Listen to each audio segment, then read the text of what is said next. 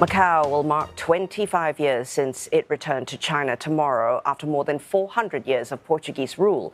And the special administrative region, much like Hong Kong, has been hailed by Beijing as the exemplary child of its one country, two systems governance.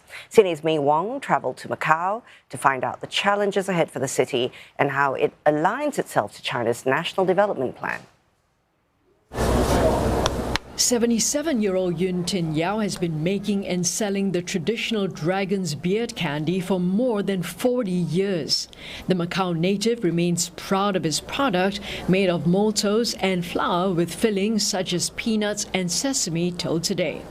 Aside from the candy being a popular snack in Macau, the government has also listed it as an intangible cultural heritage since 2020.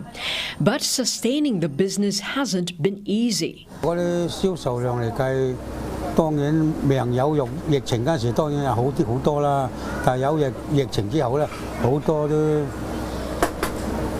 嗰個成數都好低落，好低啊，低咗幾成都有㗎。 According to the Macau Tourism Office, visitors from China, Hong Kong and Taiwan make up the top 3 markets to the region. In the first 10 months of this year, top market of Chinese visitors saw more than 20 million setting foot in Macau. During the COVID-19 pandemic in 2020, the number of China tourists fell to just 5 million. Renowned largely for its gaming industry, the former Portuguese colony is fairly unfamiliar to Western visitors.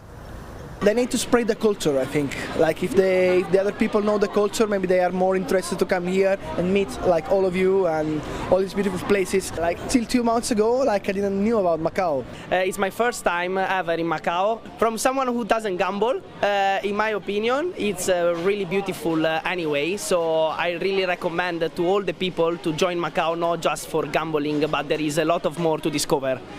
For a region that's more than 30 times smaller in land size than neighboring Hong Kong, with about 700,000 residents, Macau's post-pandemic economic recovery has been impressive.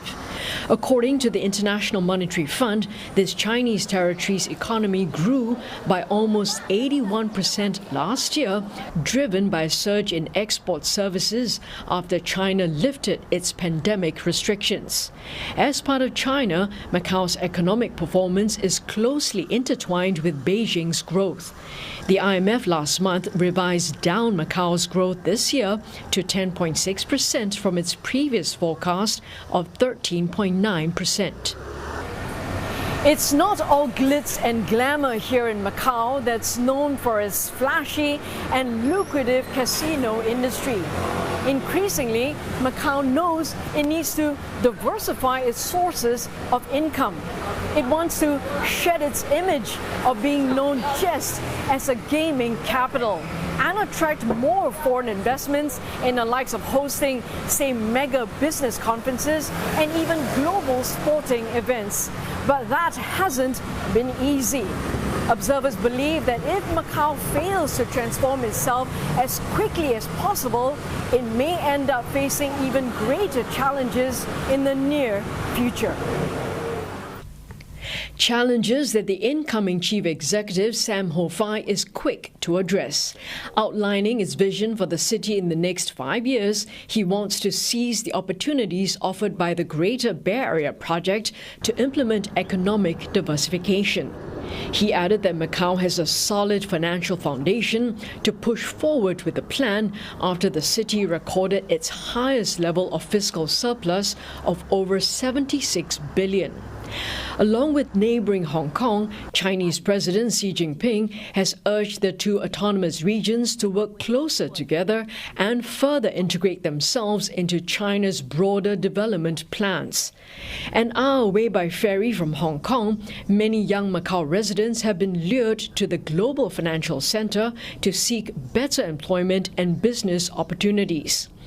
Macau lawmaker Jose Pereira Coutinho therefore wants more non-gaming quality jobs created to retain local young talents and to formulate stronger policies to tackle social inequality.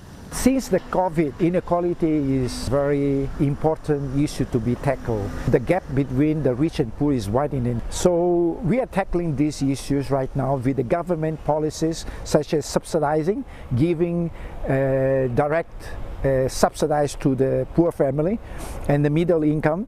Social service organization like Caritas Macau has been assisting needy residents for more than 40 years now. Since the city's handover to China in 1999, the Macau authorities have been placing strong emphasis on social welfare under the guidance of the Chinese central government. With their strong support, Caritas has been able to help at least 10,000 people every year through services like food bank handouts and elderly care services. But going forward, the organization foresees more people, especially the elderly and migrant workers, will require help. 而家澳門都有超過17萬嘅外僱，其中咧外僱之中咧有超過7萬嘅人咧唔係講中文嘅。咁呢一批咧係嚟自唔同嘅國家地區咧，佢哋都需要一個支援嘅。好可惜咧，暫時我哋呢個環節咧嘅支援咧仲係有限嘅喺澳門。社福嘅服務咧，經濟援助嗰啲基本上唔會係面向佢哋嘅。Aside from chasing high economic growth, some residents believe the authorities should also strive to cultivate a community that will preserve the values and unique culture of Macau, rich with Chinese and Portuguese heritages. Wong, CNA, Macau.